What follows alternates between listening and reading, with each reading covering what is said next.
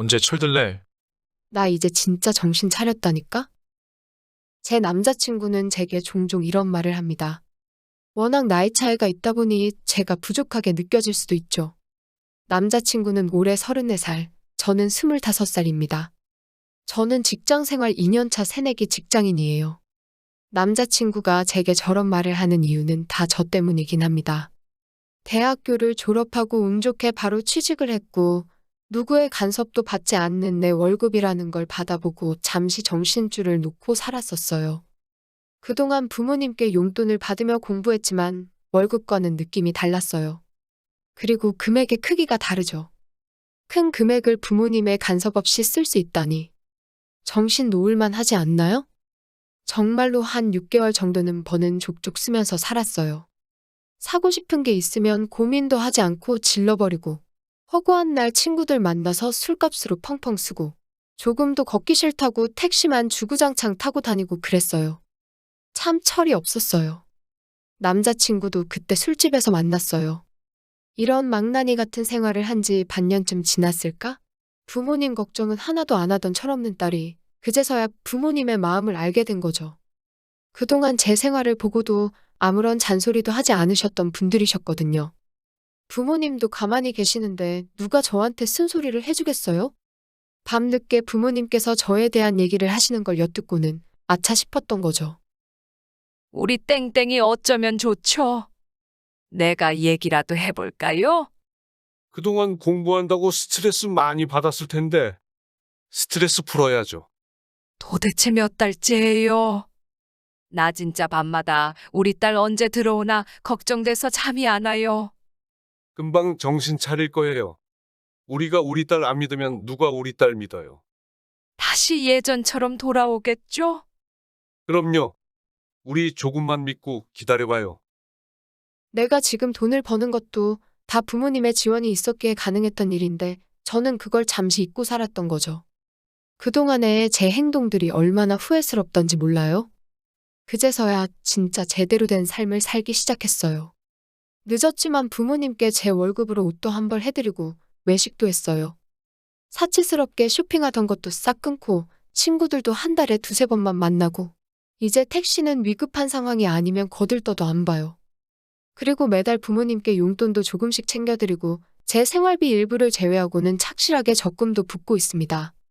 제 통장에는 아직 남에게 말하기엔 부끄러운 수준의 금액밖에 없지만 저는 이제 시작이잖아요.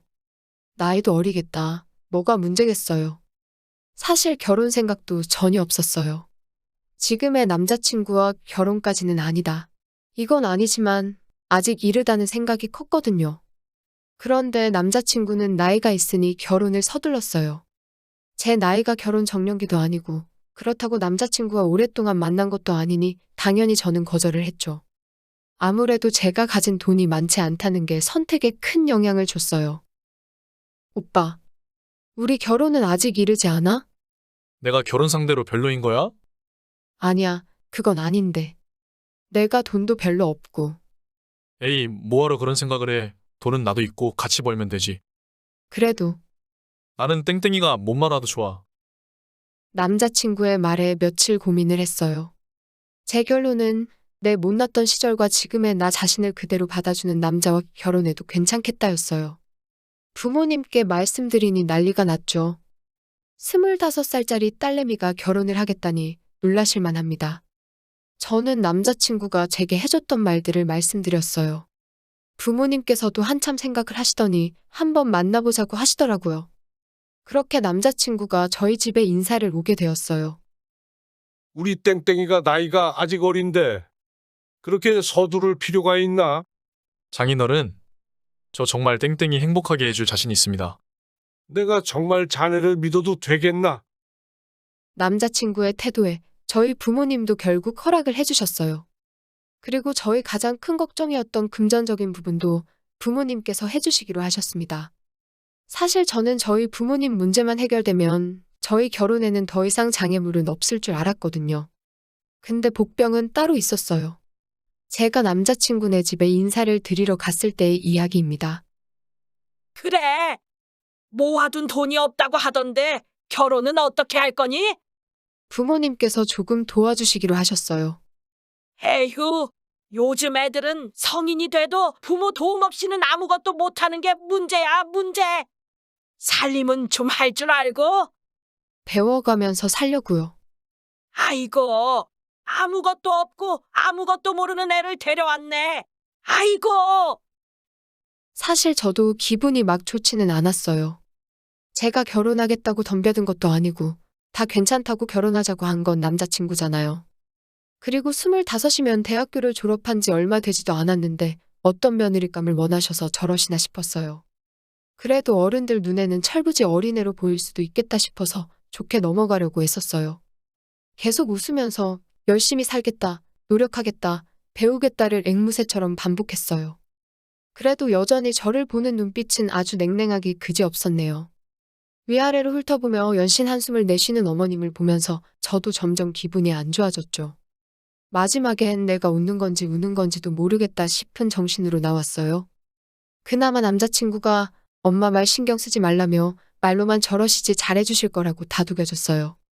그때는 그렇게 지나갔는데 조금 신경 쓰이는 점이 있었죠. 제가 남자친구와 결혼을 약속하고 저희 부모님께 지원을 받는 것도 남자친구는 이미 알고 있는 사실이에요. 남자친구가 어머님께 제 얘기를 했다면 분명히 이 얘기도 했을 거예요. 근데 굳이 제게 다시 물어보신다는 건 그게 마음에 안 드신다는 표현이겠죠? 만약 남자친구가 제 얘기를 하지 않았다면 제가 모은 돈이 없다는 것도 모르셨어야 하잖아요. 어찌됐건 제가 돈을 모으진 못했지만 빈손으로 가는 것도 아닌데 이런 취급을 받는 것이 맞나? 싶었어요. 사회 초년생이 돈을 모으면 얼마나 모으고 살림을 배웠으면 얼마나 배웠겠어요? 혹시 내가 결혼하자고 매달린 걸로 아시나? 싶은 생각까지 들었다니까요. 그래도 어쩌겠어요. 좋은 게 좋은 거라고 좋게 생각하고 넘어가야죠. 다 걱정되는 마음에 잔소리도 하고 쓴소리도 하시는 거다. 이렇게 생각했어요. 남자친구는 부모님의 지원 없이 저는 제 돈과 부모님의 지원으로 엇비슷한 결혼 자금을 준비하고 결혼 준비를 시작했어요. 문제없이 잘 진행되는 듯 싶었는데 상견례 때 결국 일이 터졌어요. 솔직히 제 성에는 안 차는데 애들이 좋다니까 어쩔 수가 없네요. 예쁘게 봐주세요. 가르칠 것 투성이네요. 근데 씀씀이가 해퍼서 살림이나 잘할지 모르겠네. 엄마가 돈 관리 해줄 테니까 다음에 우리 집 놀러 올 때 월급 통장 챙겨와. 제가 비록 잠깐이었지만 흥청망청 생활을 했던 건 인정해요. 하지만 지금은 남들처럼 알뜰하게 계획적으로 지출하고 있고 또 저희 부모님도 제 월급에 이래라 저래라 하지 않으셨는데 시어머니 되실 분이 제 월급 통장 얘기를 하신다는 게 저는 너무 이해가 안 됐어요. 이건 걱정스러운 마음에 하는 쓴소리에 선을 넘었다고 생각했어요. 그리고 어머님께서는 제 과거를 어떻게 아셨을까요? 당연히 남자친구가 얘기를 했겠죠? 이미 지나간 일이고 지금은 제가 그렇게 살고 있지 않다는 걸 아는 사람이 왜 어머님께 이런 얘기까지 했을까요? 그리고 어머님이 이렇게 선을 넘는 발언을 하실 때도 가만히 있더라고요. 저는 너무 화가 났어요. 이건 저와 제 부모님까지 무시하는 언행이라고 생각했거든요. 그리고 그런 어머님 옆에 가만히 있던 남자친구에게도 굉장히 실망을 했습니다. 저 어머님께 월급 통장 맡길 생각 없어요. 저 착실하게 생활하고 있습니다. 너 술 마신다고 돈 펑펑 쓰고 다녔다는 거 알고 하는 소리다. 어머님, 그 술자리에서 오빠 만났어요. 어머님 아들도 똑같아요. 제가 도대체 뭐가 그렇게 부족하다고 하시는 거예요? 너 돈 얼마나 모았다고 우리 아들하고 똑같니 뭐니 아니? 어머님 아들하고 제 나이 차이가 몇인지는 아세요? 제가 지금의 오빠 나이가 됐을 때 얼마나 모았을 줄 알고 그런 말씀을 하세요? 아이고, 너 성격이 보통 아니구나. 우리 아들 고생길이 훤하다 훤해. 걱정 마세요. 저 오빠랑 결혼 안 해요. 어머님은 저보다 나이 많고 돈도 많고 살림도 잘하는 며느리 구하세요. 저는 결혼 안 한다 지르고 부모님 모시고 나왔거든요. 남자친구가 바로 뒤따라 나왔고요. 이렇게 가면 어떡하냐면서 저를 붙잡았고 저는 부모님 먼저 보내고 남자친구와 얘기를 하기로 했어요. 바로 어머님도 나오셨는데 저를 째려보면서 지나쳐 가셨고요. 아무리 의견이 안 맞는다고 해도 이렇게 나가면 어떡해. 상견례잖아. 결혼할까 말까 하는 상황에 상견례가 대수야? 월급 통장 안 들여도 돼.